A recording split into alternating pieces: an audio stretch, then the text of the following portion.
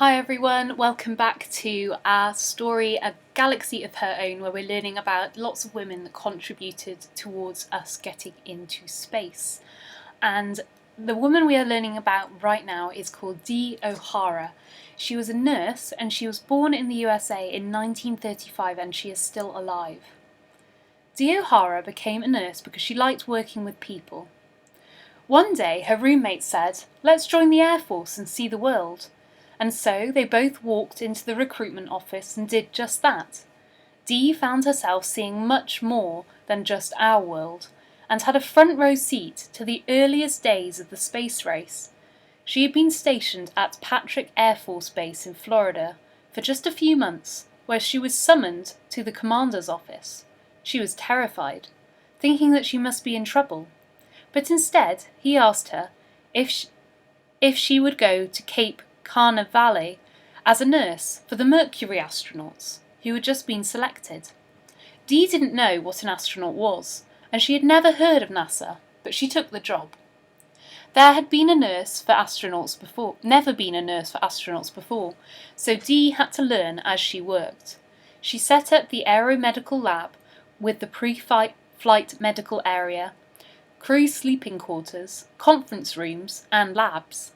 For each mission, she took care of the pre-flight medical checks, taking urine and blood samples, and generally looked after the crew's physical health. The first time Dee met the astronauts, she was terrified. They were all big celebrities, but they made her welcome and soon became her friends. Astronauts often had an uneasy relationship with flight doctors, as they could ground crew members, so they would tend to hide health issues from them. Dee made a pact with them.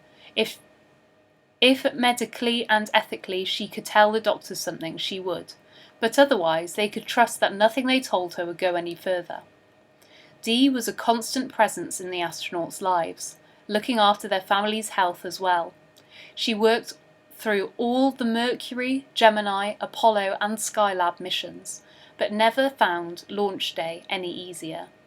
She was always apprehensive when the crew were on top of a gigantic firework, even though she trusted all the machinery to work.